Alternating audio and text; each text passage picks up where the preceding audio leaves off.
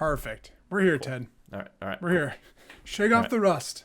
Yep. I got a Kojima shirt on. You know, feeling pretty cool about that one. Wow. Feeling pretty cool about that one. Yeah. How did editing Fault Buddies go yesterday or last week? So I haven't put it up yet. I haven't put it up yet. I'm working on it. I did come up with the name. Was it good? I don't think that we did bad. I think that is a bad game. I think it's a bad game. Here, we're starting the show. Let's talk about this. Okay. James isn't here. This game, Fallout 76, fucking sucks. This game sucks, and it doesn't suck. It doesn't suck. Whenever James isn't here, we just say our true feelings. Yeah, we just rip into him, and damn him for making us play this game. I mean, I understand why he likes it. Like Sure. a MMO-esque Fallout game is cool, and I want to like this game, but every time I want to like it, the game steps in and goes, no. This is the game. This is the game we made. And I just have to go, oh, okay. Well, because we're going to talk about a company that literally lied to our faces on this podcast thing. No, they didn't. They said games were crossplay, Ted. And you know it's not. Fallout 76.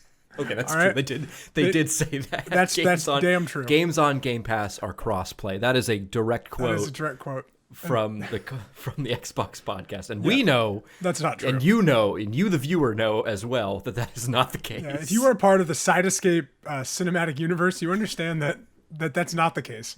So it doesn't crossplay. Okay, we'll forgive a game that doesn't crossplay. We'll move on from that, right? But here's the other thing. You know what it also doesn't do? It doesn't let you combine your quests. So you and I are doing the same quest at different times, doing the same. It's like, let us just play the game together. Yeah, that's my take. Heavy oversight. Yeah, I'm done. Do we have to play it again? I might play it on my own. I want to like it, and I want to get to a point where, okay, listen. We should play it 1/3 time, but we should make new characters and just do that whole like skip to a high level option that you're allowed to get. Okay. And James walks us through. And just give it a second try as like level 20. Yeah. Level 20 characters. Okay. Just see what happens. Sure, I'll see what happens. Then I'm done. Yeah, I think a third. A third night means I've played Fallout 76. All right. Hello and welcome back to the Sidescape Gaming Podcast, episode 159. I'm your host, Jake Burke, and I am joined just by Ted. Hello. No James. He's gone. James. He's busy. He's busy. He's busy with life. He has important business right now. He went, you're going to talk about Xbox again? No, thank you. Whoa. It's like we planned that earlier, Ted, you know? We are talking about Xbox. We are talking about Xbox. Oh, God. Yeah. But not in a fun way this time. Sort of. I don't know, man. You know, I don't know. That's what I just want to say. But before we talk about Xbox. Yep. Yes. You had something you wanted to present. Yes, to the I kids. did have something that I wanted to share. Okay. It doesn't feel right doing it without James here, but this is time sensitive, so I so felt we must do it to discuss it. Yeah. I would like to implore my co-hosts, you, Jake, and then James, who will watch this with everybody else. Sure. For the sake of Side Escape, for the sake of our friendship, and for the sake of my sanity, can we please not make me play Skull and Bones? I knew it was going to be something Skull and Bones related. I watched some preview footage recently because, as you have stated on this podcast, I committed semi-soberly to playing Ubisoft's Skull and Bones, their tentpole release coming up. I think as you watch this video, it will have been out. It releases tomorrow. Dude, no, it actually came out today. It came out. Did it come out today? Okay, yeah, because on the 15th. I was watching some preview footage, and it was like a Twitch streamer, but he was doing like drops, so I think he was paid to be playing. Yeah. So he wasn't necessarily saying anything negative, but he was playing this game, and I'll keep this brief, but like he was sailing in circles around other boats and shooting them, but like there was enough cannons on his boat in every direction that wherever his mouse clicker pointed, he could shoot. So there was like immediately there was like, oh, there's no like broadsiding or anything. And he had like a rapid fire cannon equipped, but that applied to all of his cannons. So he was like Call of Duty, just and I was like, that's very weird. That's not very like sailing ship simulator. And then one of his his chat people, his subscribers were like, "Oh, can you stop steering the boat so that we can see the ship?" And he goes, "You can't walk around on the ship." No way. Yeah. Apparently, you can only walk around for like quest activities and for resource collection. You can't do what you could do in Assassin's Creed 4 Black Flag and like fight on the ship. Or like in any of the other Assassin's Creed games that have used this ship engine that they've made a game off of. Yeah. Absolutely not, Ted. You must play. It looks so bad. I didn't know that it was like a heavy multiplayer live service game. Like there is supposed to be a game. How did you not get that? We've been seeing this game press conference for fucking 9 years. I don't know. I don't know how I missed this. I thought it was like Assassin's Creed without the assassins and more of the boats. But like they have stripped away everything Assassin's Creed about it and made like a live service, like Battle Pass plus end game content. It's like Sea of Thieves, but not fun. But it's not like Sea of Thieves. Losing Ted. There he is. Yeah, I'm so distressed. It's not at all like Sea of Thieves. Sea of Thieves, you at least have to like angle the boat right. I'm upset. Can you? This game. I can't believe it's out. It shouldn't. Maybe it shouldn't be out. We will talk about this probably next week or the week after. But that game looks like it might be really bad. Yeah. In a world where we're all realizing this live service, like play forever stuff is shitty, the creme de la creme might be approaching us. Hey man, Suicide Squad killed the Justice League. If that couldn't save us, Ted, what can? Yeah, maybe this will be our end of the year discussion is like what killed live service gaming more?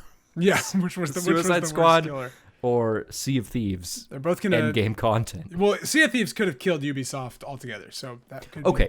But like I don't have anybody to play with. And I was okay because I was like, oh, this is going to be a single player game, but it's not. This is very much like a party up with people. So maybe if we all subscribe to Ubisoft Plus for cheaper than the actual game, you and I could both play Skull and Bones. Well, enough about Skull and Bones because this is the 159th episode of the Sidescape Gaming Podcast where once a week we Discord over 500 miles talk about a gaming-related topic and what games we are playing. This week we're going to talk about Xbox. Or forced to be playing. Or forced to be playing, like Ted will be when he does his review of Skull and Bones. Coming to you next month, ladies and gentlemen. I'm going to try. The Ubisoft press official was like so excited to be like, Endgame is going to take dozens of hours to get to. And he was so excited. And I heard that and my heart sank. I was like, oh dear God. This is what you're excited about after dozens of hours of gameplay? Just to get to that end game. Sorry, enough about Skull and Bones. It is what it is, It is what it is. All right, Ted. The world of gaming news was shocked about a week and a half ago. Around the beginning of February when news started trickling, rumors started leaking, people just on the internet started posting things, and then we all started to believe it. That every game Xbox ever owned was going to go multi-platform. I believe some of the rumors were they were going to get rid of the digital library altogether and just be like a third-party publisher, which is crazy because they have a box in my living room. Yeah. So how did this start? This all started basically because I guess like reputable journalistic websites started claiming that they had like proper leaks. Yeah, Xbox era was the first to basically leak and say that Hi-Fi Rush and Pentiment were coming to Switch, which aligns with the fact that there's apparently supposed to be a direct this week. That is now not, obviously didn't happen on Thursday. We're recording this Thursday night. So there was supposed to be a direct this week. It wasn't, which means they probably were going to announce Hi-Fi Rush and Pentiment, which is how it probably leaked. And then it spiraled would be maybe my guess. Yeah, so reputable news organizations start claiming that they have leaks of Xbox making some moves outside of the norms. The biggest one being they're putting their games on other platformers. They are taking away the idea of like an Xbox exclusive. And that combined with the internet, combined with the people. The power of the people, man. Landslided into, I don't even know what you call it. Anarchy. It slid like from, okay, some news is coming to like, oh, some crazy news is coming to, oh, like people are violently upset at the news that is coming.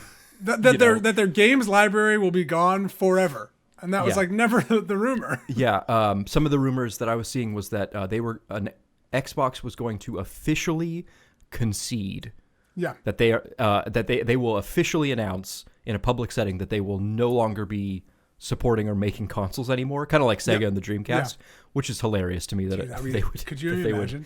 Phil Spencer walks out on stage, he puts an Xbox Series S, and he just takes out a hammer and just starts beating it. We're done. Did you see, this is before we dive deep into this, I thought this was something really interesting. So a report came out from Take-Two Interactive recently. I don't know if you saw this, but it pointed out that I think there are how many millions of copies of consoles sold. So I think there's like 79 million copies or consoles of next gen sold. Whatever, they were able to figure it out. My numbers are probably wrong. But basically that PlayStation has sold 2 to 1 Xboxes. Yep. And they know that Series S is the better selling Xbox, which means like PlayStation 5 has outsold the Xbox Series X like 4 to 1. Oh, sure. And that's like nuts, in my opinion. It's like 2 to 1 is like nuts. Yeah. Still. So I don't know. I just thought there was really interesting. I should have had my numbers, but I just thought that was kind of interesting as we dive into this conversation, because I think that builds to a lot of this. Right. And I think that also builds into the fervor, the anarchy that people are describing. If you go on the website formerly known as Twitter, and you look at people complaining about Xbox and just these like impassioned, like, I've been an Xbox, I've rooted for you for 20 years, but this is finally too far.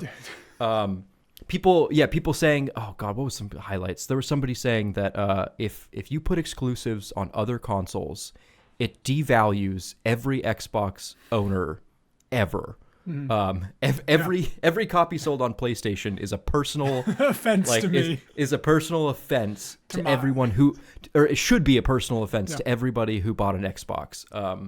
It quote devalues the brand and all this other I'm going to call it bullshit. It is bullshit. Yeah, so the internet really spiraled out of control in this one, Ted. It really did, to a point where Xbox had to announce that they were going to divulge some kind of business news on February 15th. It's just so weird because the internet never does this. The internet never takes small little drips of news and makes it into something just crazy. It never does that. It's just weird.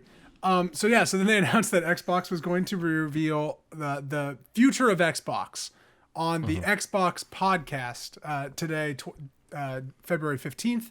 Yep. And it was a 22-minute discussion. It was a 22-minute discussion where Sarah Bond, Phil Spencer, and really should have written down the guy's name that was in charge of First Party Studios, but he was also involved in the conversation. Yep. And they revealed the future of Xbox and basically said it's not a lot's changing. It was a nothing burger of 22 minutes. They said nothing. They said four Xbox games are going multi-platform. Sure. They would not reveal those games. Yeah. And they were very vague about if they were new, if they were older. Some of them were talking about how the games coming to other consoles have had their entire lifespan on Xbox, and they think they need to get that brand elsewhere. They need to bring in people with these games that they can really get the Xbox brand noticed on other consoles. Right. Which I would assume means Halo or something big like that. Multiplayer, Sea of Thieves will be coming to PlayStation and everything, I would imagine. Well, we don't know. Right. But like they wouldn't announce that. They just said, no, we're not going to mention any of the game names. I thought was kind of a weird choice. But they did say that Indiana Jones and Starfield are not going multi-platform. Yeah. So there are still Xbox exclusives. And that was pretty much all they said on this exclusive talk. Exactly. They to give you an impression of how vague this podcast is like Phil Spencer spent 5 minutes just talking about how good video game businesses need to be growing. Yeah. And that he feels confident Xbox will grow. Right. Yeah. And that was it. Yeah. And then they did say that they are the biggest third-party publisher on PlayStation because now they bought Activision, which I thought was like so funny. He's like, well, we do publish the most games on PlayStation. I was like, well, no, you didn't until like 4 months ago. Technically, I guess sure, man. Yeah, man. That was weird. I thought it was just a weird vibe altogether. I thought. I may have missed sections of this. I didn't find the actual live show. I found somebody reacts to a live show, which this person didn't talk for like 10 minutes, so I didn't know. And then all of a sudden, like a fifth voice pops up, and he's like, "God, this sucks." And I was like, "What the hell was that?" God? It was the worst. It was the worst. It was absolutely the worst. Anyway, That's so funny. they mentioned something about Blizzard Activision games coming to Game Pass, but again, Yes. kept it super vague. So the first of those games is Diablo 4, and that's coming March 28th, I believe.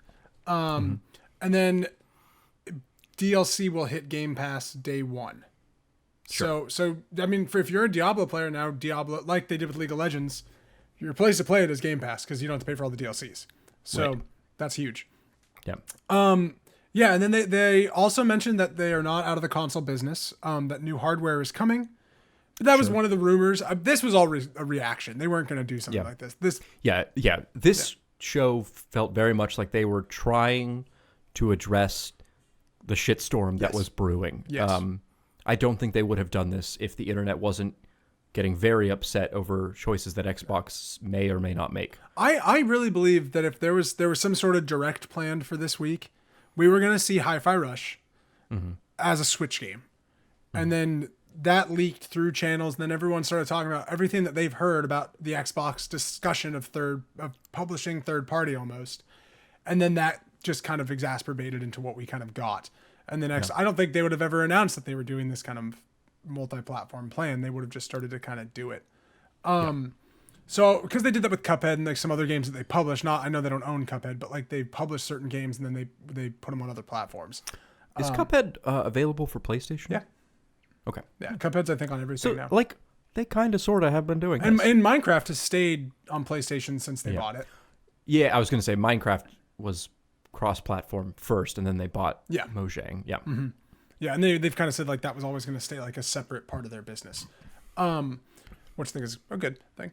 But yeah, so I thought this was very reactionary and a whole lot of nothing, but also like kind of, in my opinion, it was a whole lot of nothing right now. But I do think that like this podcast shows me kind of the thing of like Xbox is still really struggling to figure out what they are. Yeah. And they're really trying to figure that out. And I think I texted you something about like how they're confident in their brand or something, but like they don't put out the same number of games. What did I text you? Something about PlayStation I thought was really well worded. Damn. Hold on, let me pull this up. You can talk a little bit, Ted. Yeah, I would say the only thing that I wish that Xbox should address right now is what they're going to do with Blizzard Activision games. They did not answer that. They did not answer that. We'll get into this a little bit later, but like overall, again, nothing to complain about, but also nothing to be excited about either. Yeah. What'd you say about PlayStation? Okay, this was my general vibe check of this whole event. Yeah. So basically the vibe for this was, so how do we compete with PlayStation and Sony without making the quality and quantity of exclusives that PlayStation and Sony make? Yeah. Is really what this felt like, because they need that and they don't have that. And they keep proving that they have struggled to do all of that. Well, to your point about exclusives, like it's one of these things where like PlayStation works with companies both like above board and in back rooms to keep games exclusive to them. Yeah. We had a brief discussion, we won't get too far into it in the podcast, about Final Fantasy VII Remake and Rebirth, which are not in any way contractually exclusives, but which coincidentally have not come to Xbox. You know, and we just don't know why. Microsoft buys giant companies to make them exclusives, right? Like World of Warcraft is technically a Microsoft game. That's true. It will not be coming to PlayStation. Could you imagine? So like they have as of 2024 here, they have games that they could make exclusive or you know, like Starfield was going to be a hot exclusive until we found out it was kind of bad. Well, and that's why you got to think with this. I was thinking about this with Starfield, because like, why wouldn't Starfield? Imagine if you launched Starfield on everywhere at the same time. If you launched it at PlayStation at the exact same time, you're selling like 30 million copies of Starfield on PlayStation, because people are going to buy the new Bethesda game no matter what it is. But now removed, you can't launch Starfield on PlayStation and get more than maybe a third of that. Because either the people that have played it on Game Pass, tried it out, didn't like it, and also the talk of Starfield isn't like, you gotta play Starfield. The talk of Starfield is like, well, if you like Bethesda, I guess, try Starfield out. So I think that their business plan has to also be looking at that kind of sense of it of like, well, if we were just a third-party publisher for these Bethesda games, we would have made a shitload more money. Yeah. Yeah, like it did not bring people to us. Right. And I think that's got to be where they're looking at a little bit. Especially with the multi-console. What was it? Pentiment and Hi-Fi Rush coming to Switch. That's great. That's fine. That makes sense. Like, I'm surprised that Hi-Fi Rush isn't on everything. Like I don't feel personally offended as an Xbox owner that's happening. And those are for sale for money. Like I have Game Pass. I don't need to buy them. You have the better deal already if you have an Xbox. Yeah. No, but to my point earlier, the one thing that I am a little bit upset about from Microsoft's direction or their public voice is they bought Activision Blizzard. It went through November, December of last year. It's official. It's official, and yet they have not given us an in-depth conversation about like what does that mean. You know, like if I was a World of Warcraft player and an Xbox player, I still pay for those two services separately. Yeah. To me, it's kind of awkward that those things have not combined, right? Like Xbox made this promise of like games that we own are coming to Game Pass. It's like, okay, well, does World of Warcraft count? You have an entire catalog. You have, almost 40 years of Activision titles. Like, are they coming to Game Pass? Are we getting some cool retro stuff? Right. Yeah, I want to know that too. That's interesting. I'm not surprised that we haven't heard anything about that stuff yet, because I know technically, like legally, they aren't allowed to discuss Activision assets within Microsoft until they own Activision. Yeah. So like really they've only been able to talk about this legally for like 3 months. Yeah. So they're probably still trying to figure all that stuff out too. And I think that's probably what spawned a lot of this discussion too, is like, what do we take from Activision and keep as Game Pass only? Like, is Call of Duty just a Game Pass driver? You need Game Pass to play Call of Duty? Or is it everywhere? Like, I bet that's a lot of the conversations now happening. That's the spawning. Well, that we need to get some other stuff on our platform, on other platforms, or something like that. So and they now have this pipeline of like, I'm sure when they got Activision Blizzard, they got a list of projects in the works that are coming to PlayStation, and like you said earlier, they look at the numbers and go like, if this needs to release day one on PlayStation, just for that initial like purchasing hype, you know, before we know that Starfield's a bad game, we might as well get 30 million people, whatever it is, 30 million people on PlayStation to buy it. Yeah. Yeah. It makes good business sense. And if PlayStation's willing to play ball, then that's fine. Yeah. And I guess like, that's the thing is I wonder where Xbox is at with the xCloud and the putting Game Pass on TVs to like an effective standpoint. Because I know it's there, right? You can get Game Pass on certain TVs. Samsung had like a thing. Yes, one of the larger companies was rolling it out. It is technically still in beta, and from what I understand, depending on where you live in the world, your mileage may vary on how well xCloud works. I fully believe that Xbox will at some point soon release like the Xbox Series S2, which like integrated into its very core, like operates on cloud, maybe partially or like fully, of like, we have a cloud box, you know, like you can play any game and it looks just as good as an Xbox Series X, but it's half the price because the requirement is you just have to be on a good internet connection and you will always get this cloud service going. Yeah. That makes the most sense to me. Like, you know, like if you were to pose the question, if I was to pose the question, what sells a new console at the end of 2024, as they mentioned, we have new hardware coming this holiday season. It's not the Series X2 because they're still too new. It's some kind of price cut, some kind of like slim, some kind of, you know, we're in that phase where the pros are coming out, where the slims are coming out. Yes, that was something they did mention in this podcast, that there was hardware launching this holiday. So new hardware, new controllers were going to launch this holiday. That's why I was kind of posing that question, because I was curious if maybe there was a long time ago a leak, kind of when the Series S was X were being developed, that they were also working on like a Fire Stick thing that you plugged in the back of your TV, and that was Xbox Cloud Game Pass on your TV. So I'm wondering if that's kind of what's coming. That is what I would guess. And I would guess that Xbox is pushing for that more like economy value gamer. Yeah. Right? Like if they can sell me an Xbox Series X level of quality for $200, all I need is a good internet connection. That's pretty solid. That's pretty cool. That you can take anywhere. You can just put it in your backpack and take it with you to your hotel room or whatever. Right. You know, and it's this big. Yeah. Yeah. Yeah, I'm curious because that I imagine is where the Xbox brand is headed, is like just a Game Pass library that's always on a TV or wherever you go, like a Netflix, where I think Sony's kind of proving they are like the box division. And I'm wondering at what point Xbox really pivots and how they do that, or what that means.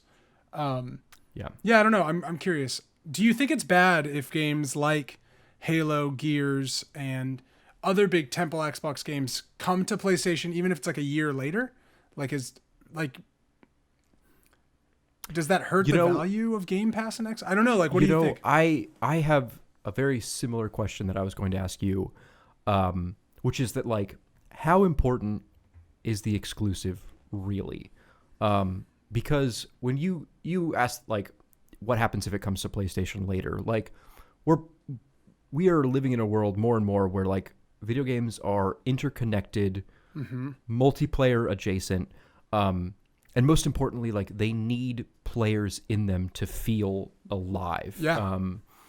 Like, it is rare nowadays for a video game to come out where, like, it doesn't matter if nobody else is playing. Sea of Thieves, or excuse me, not Sea of Thieves. Skull and Bones. Skull and Bones, the game that I was bitching about not 15 minutes Ted's ago. review coming in March. Is highly dependent on having real people to inhabit your world. Yeah. And, like, you know, if 2/3 of people own PlayStations, then you need to get your multiplayer game on PlayStations just so that there is more life to these video games. And for that reason, I don't care. I don't care if an exclusive goes elsewhere, because that's totally true. If Sea of Thieves can get some new life into it because it's on PlayStation now, that's totally fine, you know? Yeah. That seems like the perfect candidate game that's going to be launching everywhere. Yeah. But, yeah, to throw it back at you, like, Microsoft has done fairly to very successfully. They have done Game Pass very well. Millions of people are subscribing to Game Pass, paying Microsoft somewhere between $10 and $17 a month. Fuck, man, I feel like I paid $25 for it now. It's so expensive. No. I look at my credit card bill. I'm like, this is how much Game Pass is? All right. I checked. It is definitely $17 a month. So expensive. US dollars, I guess. Yeah. And you and I have paid for it monthly, irregardless of Xbox exclusives. Yeah. Like, do they need heavy-hitting quadruple A blockbuster video games? Yes. If we are all paying them $17 a month. Yes. Kind of. Okay, here's the issue, Ted. Sony had their chance. They had their chance to make Game Pass, and they fumbled. They made 9 tiers of PlayStation Plus, and as a Sony fan, I'm confused by it. And on top of that, they don't deliver, like, the thing that Game Pass does. No. They don't. Their PlayStation exclusive does not come to their service. No, because they don't need that value. They don't require. They don't need to convince people to play their exclusives. Yeah. People play Sony exclusives. In fact, I would even argue you don't need PlayStation Plus to enjoy your PlayStation 5. Not at all. Yeah. You need Xbox Live Game Pass to make Xbox worth it. Yeah. Or else, like, you're just playing Madden with your buddies and get Game Pass because it's $15. Yeah. And Madden's on Game Pass. Yeah, that was just saying. Yeah, like, just get Madden if it's on Game Pass. Although Madden is still in the top 5 of highest selling video games, even though it is available for subscription. Oh, in the new version, Ted, I've been messing around with it because it's on Game Pass, and it's like dog shit. Oh, really? Like it's like sad. Wow. That's EA for you. The commentary is, like, horribly bad. For instance, I made it to the Super Bowl with a rookie quarterback, and I played against a rookie quarterback. So when my quarterback came out, they did, like, a whole spiel about how he's the first rookie to, like, you know, he could win the Super Bowl as a rookie. This is crazy. Then the next quarterback comes out. They do the exact same dialogue section because he too is a rookie. So I just listened to, like, the same 4 minutes of back and forth. Yeah. It's like, all right, cool. Anyways, I do think what your point is saying, like, does Xbox really need exclusives to drive Game Pass? Yeah. Right. And I think they. Well, I let me just say, like, I mean, big. Yeah. To go back to our talk about this shitstorm on the internet of people. I remember one of the quotes was like, "I remember going to GameStop at midnight to purchase Halo 3. Me and my friends did that, and we came home that night, and we all played Halo until 11 o'clock in the morning. What a time. Do that again." That was the direct quote. Do that again. Just do that again. They did. They released the Master Chief Collection. You could have had it, man.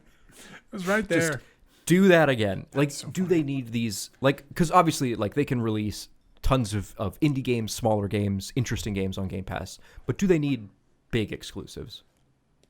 Not right now. I don't know. I don't know the answer to that because I feel like they don't have a competitor in the marketplace. Yeah. So, like, what their service they offer is very unique. Mm-hmm. Where, like, if they had a huge competitor, like, say Sony didn't fumble this PlayStation Essential Plus Premium, whatever it is, and they just had, I don't know, PlayStation Plays or whatever, and it's like that's where your Game Pass equivalent, Xbox would be smoked, and PlayStation probably wouldn't even have to offer their exclusives. Because like Xbox talked about so much there on this podcast, people's digital libraries, their ecosystems are very important to them. And with what happened is that generational turn of PS4, Xbox One, is that so many people went to PS4, that's where they established their digital library. That now, like, Xbox can't get those people back because, like, why would I go to Xbox when I got 500 games on my PlayStation? Yeah. You know, like, that I own. That is really interesting if you think about it, right? Like, Xbox tried to do it right because they have back pat because I bought my games Xbox 360 on disc. Yeah. But I then bought a PS4 because the Xbox One was bad. And then I had an entire digital library of AAA games. Granted, I'm not going to go back and play most of those. No, but I've been going back and playing Metal Gear. And I owned Metal Gear Solid 4 or 5 with all of the DLC on PS4. And now I'm playing it on PS5.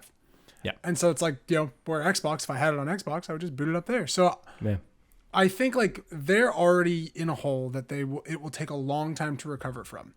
Yeah. And they aren't putting out the tentpole games that PlayStation's putting out. So, like, that too also hampers that kind of availability of getting an audience. It's like, well, why am I going there unless I'm just going to play third parties and indies on your service? So, I don't know. That's an interesting question. I think if we had a competitor to the marketplace, you'd have to have that. Those big games. All the competitors to Game Pass are, for lack of a better term, dog shit. Exactly. I'm thinking Amazon Luna and Google Stadia, like these service-based. Stadia's gone, bro. Granted, those are all cloud-based. Remember Stadia? What could have been? I was so excited. Did you ever buy a Stadia? No, but I was so close to, like, buying the controller and like getting it, like, with my name on it and shit. And then I was like, you know, I don't need to do this, and I was so happy I didn't because it all went to crap. But man, what a concept! What a concept! Play games in your web browser. That's cool. Yeah. I don't really have a good answer to that question either. I don't really believe a lot of the PlayStation hype necessarily. Like, PlayStation makes one thing very well. They have took Naughty Dog's concepts and they have applied them to their... They have taken a Naughty Dog t-shirt and made an entire outfit out of it. And for the most part, it has worked for them. God of War, great. Last of Us, very good. What the fuck? I think you meant to say perfect, Ted. I think that was what you were looking for. No, I was thinking about this earlier because there are a lot of people who say, I love The Last of Us, but I didn't finish The Last of Us Part 2.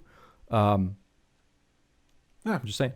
That's all right, that's fine. There's also like this minority on the internet that hates The Last of Us Part 2 for no reason. For only the reasons because they read some leaks.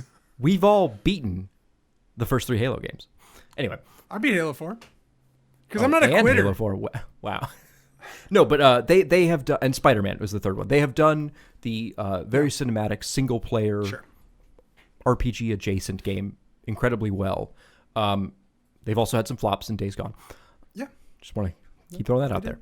But, like, in terms of diversity, I mean, that's why PlayStation bought Bungie, is because they were in need of diversity. Yeah. And that's going great. Everything's fine. Yeah. So like, I don't think that PlayStation, in past tense has won. I think that no.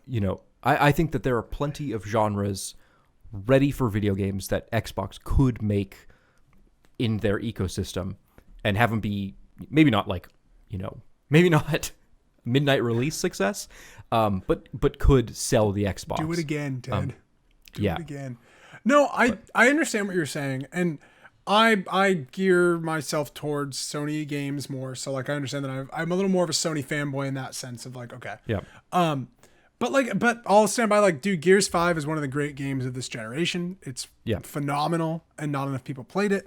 I really think the hard part right now with Xbox is like, it's a brand that we kind of just keep waiting around to do the thing that in the last 10, 12 years hasn't done the thing. Like, I know that sounds like that's so antiquated to put it, but like, we're waiting for them to keep making. They're going to make some great games. They're going to make great games. But they haven't. Like the last great Xbox exclusive is Forza, and like that's fine. Forza Horizon, that's a great game. It won Game of the Year places. Not Forza Motorsport. No, I mean I'm sure that's fine for some people. But I'm saying like that was like a big market success. Forza Horizon was actually really successful, and that's great. But like, if your top of the line game is a car game, that is a audience that's not general. Yeah. So like. No. You're not Mario Kart. You're so sort of. Yeah. I say sort of only in that like Gran Turismo is the exact same thing. No, but that's not Sony's tentpole game. Yeah. Sony doesn't go. So and this console's gonna play Gran Turismo. That's like a thing that all Sony consoles do. It's not like that's the marketing push of PlayStation. Right now, this is Xbox's. This is totally off the cuff, but like, I think Xbox just. They're kind of like that sick rock band from like 25 years ago, and they're all kind of old now because again, this is just off the top of my head. Like God of War, it's a phenomenal success for PlayStation 4 and PlayStation 5. Yeah, that is not the same God of War that we played originally. They reinvented the game. Yeah, you would walk up to beds and press circle to have sex with people to heal your character in old God of War games. Yeah. Very different. Like a lot of PlayStation brands have reinvented themselves, and I think Xbox has not gone through that process yet, as we learned with Halo Infinite of like, you and I both played Halo Infinite and went, great. Oh cool, this is another Halo game. Yeah, you made an open world Halo, cool. Yeah, but it wasn't like, holy shit, Halo's back. Yeah, it was just like Halo. Oh, they did it. They did another one of those, and it's got some things in it that are standards nowadays, like a grappling hook. And that's like I feel like that's a lot with the Xbox games that I'm even excited for. I think have that kind of connotation of like even Hellblade 2. Like I'm really excited for that, but like they're making another Hellblade game, like cool. Like, and we talked about like that's not the big game that's going to really push an Xbox forward. Indiana Jones I'm very excited for, but I mean it's like I'm not jonesing to play Indiana Jones. I didn't even mean to say that. Is that the title of the show? Jonesing for Jones. That's exactly the title of this show. We bring it up 48 minutes into the podcast. Jonesing for Jones. I know exactly what you mean. Of like I am not buying a console based off of what I've seen of the new Indiana Jones game. No. Yeah. Like I bought the Series S to have, because I'm in the financial position where I can have a console to just put Game Pass on my TV. Right. Where like if I didn't need that, I would just have my computer play Game Pass. Yeah. Like if I didn't want that, I guess want that. Yeah. So that to me is like I'm not there because I need the Xbox brand. I'm there because we do this and this is our hobby and all this stuff. So I think that's kind of where Xbox really needs to find an identity. And if that is like their big multiplayer games that are on everything, that's great. Yeah. And then you do your small fun projects on Game Pass, cool. Yeah. But like so I'm gonna just segue this into I think some final thoughts here, because I just want to have some fun with this. Sure. Just spitball for me, because I'll do the same. I have not thought about this. Tomorrow you wake up as Phil Spencer, and once you get over the sheer shock of suddenly having a family living in Seattle, Mr. Spencer, what do you what do you do to fix how do you point the ship moving forward? Do you got any hot takes? I want to know first, Ed, what are the 4 games? Oh, 4 games coming to other consoles? 4 games coming to other consoles? And then I want to hear your question. Okay. I think you nailed Hi-Fi Rush comes to Switch. That's easy. That's like a great, I'm going to call it kids game. I don't mean that condescendingly. No, but easy to family kind of game that anybody can play. Again, Sea of Thieves on Switch, if you get crossplay, great idea. Winner. That's super fun. We know Pentiment, so like that's okay. Okay. Pentiment, I don't think that's the greatest idea, but I don't either. But I think Pentiment needs to grow as a weird cult classic on Game Pass. And like 20 years from now, people are like, "Oh shit, you haven't played Pentiment? What are you doing?" Dude? Yeah, it's like one of the great games of all time. Yeah, you read a book and then things happen. It's crazy. So we have one last game. Yeah, one last game. What's that game? Fucking Banjo-Kazooie. Oh, the Rareware collection goes on the Switch. Could you imagine if that's like what the 4th game is? I mean, just Rare's back, baby. I love it. I mean, because like the way I look at it is I don't think that Starfield was a very good idea. That's a brand new game. Mm-hmm. If you want to play Starfield, you should get Game Pass. Sure. They have been toting that. Like, buy it on Steam. I don't think it could be a lot of games that you can buy on Steam. So like throw in some like classic Xbox stuff that it's not going to make a shit ton of money, but it's just neat that it's there. Some dad will buy the Rareware collection for his kid on Switch. You know what I mean? Like, I think just go for really low hanging fruit there. Yeah. No, I like that. I think you're pretty much in line. I would not say Rare Replay. I'm kind of convinced that it's something like Halo or Forza or something kind of bigger. Yeah. That's been out for a while. I just struggle to think, like, I understand where you're coming from, but I don't think they can. I think there is somebody at Xbox who is still like, Halo's an Xbox game. I think there probably is, but I also think that like Halo's kind of gone. Like Halo's not setting the world on fire. There's a Halo show that I couldn't give 2 shits about on TV. Man. Like it's just a brand that really doesn't. Season 2 is coming out. Yeah, and it looks actually cool. It's Fall of Reach. It looks like, right? Yeah. I haven't seen the first season. So I haven't seen the first season either. I watched the first episode and I was like, yeah, I'm not gonna watch this. Okay, I've woke up as Phil Spencer. I'm like, Philly S. Like, yeah, just off the cuff. Like, what large scale decisions are you making to make Xbox competitive with PlayStation, I guess, because that's our only really competitor. Yeah, I think we need to be the first to the streaming games market on TVs by a mile, and that is where most of our resources are. R&D is the whole like PlayStation just announced PlayStation 6. You don't need an Xbox. You don't need an Xbox. We're on your TV. Yeah. Yeah. Okay. I think that would be the biggest thing, because once you eliminate the need for the box, and the need for the box, notoriously the box doesn't make companies a lot of money. Like the margins are very little on your gaming console because the money's in the software. Most of the time they are negative. Yeah, that's true. Sony often sells their consoles at a loss. Yeah. PS4 was sold as a loss. Yeah, in the hopes that you buy, was it 2? PS4 was sold at a loss because they knew they could beat Xbox. I remember there was some statistic, and I don't know which generation, of like they sold it at a loss, and then they would make it back if you bought like 2 of their exclusives.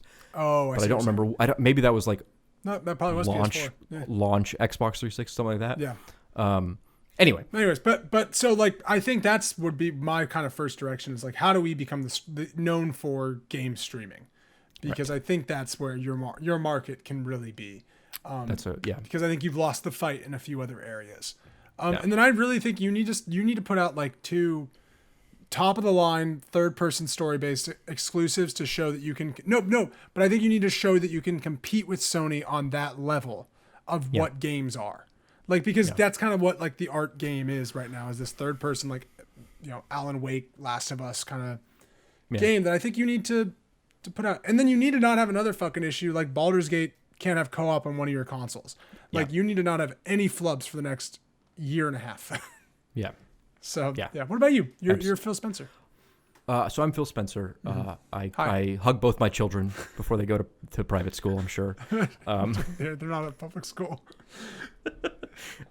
Phil Spencer's a man of the people. He sends his kids to public school. Do you make $1 million purchase as Phil Spencer before you do anything? They get beat up for not having PlayStations at home. I bet he has a PlayStation. He probably plays more games on his PlayStation than his Xbox. Can our title for the show just be breaking news? Phil Spencer owns a PlayStation with just a really zoomed in grainy photo of like your like just entertainment center. Anyway, no, okay. So the first thing, Ted, it's gonna be a doorway and the PlayStation's there, and it's Phil Spencer doing the Bigfoot walk right through the doorway. Just like oh, sorry. No, so I think you made some great points. In along similar lines of like being first to the cloud gaming space, I think that they need to really live up to their false promise that they said live earlier today, and really I think they need to combine Game Pass into one single service. This whole PC and Xbox being different services. Oh, I didn't even realize. I mean, I'm just on like the big one. Yeah, it makes sense. Okay. Yeah. So just combine those into two services and then really hone down cross-play. This idea being that like, no matter what, if I tell you like, oh my God, this new game, Left 4 Dead 4, actually that's not a good example, but like this new game is on Game Pass. Do you want to play it with me and my friends? And no matter where you are, be it on your phone, on your TV, on your computer, you can just play it with us. Yep. Because I think that's really the selling point of Game Pass. It's just like, hey, there's this weird thing that like try happens. Out this weird thing. Yeah. Yeah, like for example, Pow World took the world by storm last month. And that is on Game Pass. Yeah, we all bought it on Steam, but yeah, it is on Game Pass. That because it's on Game Pass for consoles only. Oh, and gotcha. You and my PC friends couldn't touch it. And that to me is a problem of like they just need to make like, oh, it just so happens this weird little game is having a moment. If you click one button and buy Game Pass, you're in with the cool kids. You are riding the trending wave. The other thing I think they need to do, and I don't think this is a fair thing for me to put on them, is they kind of need to capture the next big thing on Game Pass, on their services that they want to do. Obviously, you can't just come up with the next big thing. I mean, to be very honest, they did. They captured Power World. Yeah. And Power World was the biggest fucking thing for a month and a half, and it didn't matter. Yeah. And that kind of thing I think will really push them forward. It doesn't even have to be their exclusives necessarily, but like if, Tactical Ops Black Strike, the hottest new game of the summer, happens to be on Game Pass, I tell you about it and you go, oh, cool. Yeah. I'll get Game Pass. Does it matter where I play it? No. And then you're playing it on your phone, easy peasy. And it turns out Black Strike Tactical Ops has this long running lifespan, through community effort and just being popular, then Game Pass floats higher. So that's kind of what I think they need to do is they just need to be there to capture the trends when they arrive. Well, and I am so fascinated by how they handle Call of Duty. Yeah. Because I'm not a Call of Duty person per se, like Warzone every so often I'll dip my toes into. But like how they handle that going forward, and I mean, man, they won't do it. But if you want to really try to make everybody go to Game Pass, you make it exclusive to Game Pass. Be like, you can only play Call of Duty on Game Pass. Yeah. And like they won't do it because you're gonna miss out on all these PlayStation sales. But like, man, that's maybe the way that you get the biggest thing every year. Is the only way to play Call of Duty is Game Pass. I mean, they have it. They can kind of have their cake and eat it too, right? Of like, it's on Game Pass. If you want to pay us monthly to play it, you can do that. Or just chalk up 70. Yeah, and that'll be the $120. We're Activision after all. We can still charge $120 for a video game. Yeah, does it begin with an Activision logo? Like, are they still Activision? So these are questions that I don't think Microsoft has figured out yet. No. Because they own all of Call of Duty's catalog, and it's not available for Game Pass. Yeah. They own tons and tons of video game IPs. We don't know yet what they want to do with those. God, I want to play Call of Duty: The Big Red One. You know what I'm saying? What a game! What a game! That was the Xbox shoot-off game for Call of Duty 2 when it was only available on the 360. Man, what a game! What a game! So yeah, there are some definitely short-term Activision Blizzard questions that were not addressed by this podcast, and I don't think that those will get figured out over time. I think that's kind of separate to what they will tell us is their big game plan. Yeah, I think so too. I think you're right. Like as they figure out what to do with World of Warcraft is when we will find out about it. Yeah. That has nothing to do with their we'll find out a lot about Blizzard and Activision in July or June at their June showcase. Yeah. They mentioned summer a few times. Yeah. So there you go. Yeah. I don't know. The gaming ecosystem, the landscape hasn't changed. Where it's still the same. Just 4 more games are coming to PlayStation than before. So I know.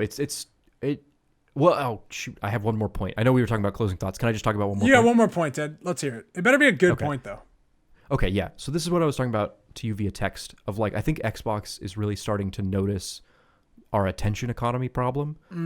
Something we brought up a lot on this podcast of like, if you just take a step back and look at entertainment media as a whole, there are a lot of things that are vying for all of your time.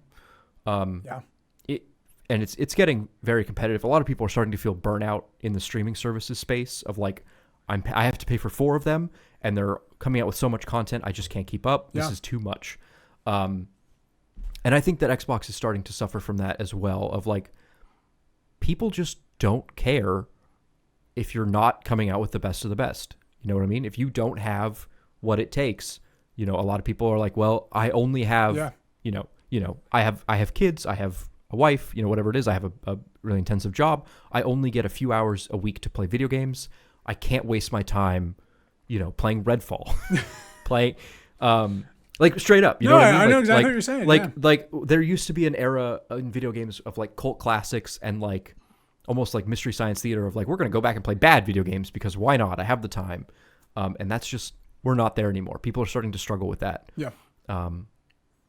Skull and Bones I'm predicting is going to be a great example of people just don't want to deal with that shit anymore. You think Skull and Bones servers are shut down before Justice League's? Suicide Squad or whatever? No, because Ubisoft will put their head in the sand to the very end. Ubisoft's going to try to make that game something. Well, Ubisoft is the only one who's had like real success keeping a live service game alive until it works. Yeah. Siege did that. For Honor did that. The Division, one of the Divisions did that. Division 1, I think. Maybe I'm thinking 2. No, Division 2 was really successful. I don't remember. I don't know. One of their Tom Clancy-esque pseudo military. It was the Divisions. They did really well. Anyway, Warner Brothers will pull the plug before Ubisoft does. What an interesting game. I watched a lot of that Suicide Squad game. Glad I didn't pay for it. Yeah. Yeah. Interesting. But yeah, I think that we are in an interesting time culturally in terms of entertainment. I think Xbox is starting to feel that of like, we have the Netflix of video games, and yet people don't care. People don't have time to try all of our weird offerings. It's just not working out. Now we're almost inundated with quantity rather than quality, and it's so hard to find what's good to like. We have that problem trying to figure out what to watch next when we're like going to a new show, and it's like, well, we've heard it's like this is okay. Like, do we want to invest 2 hours into something that's okay?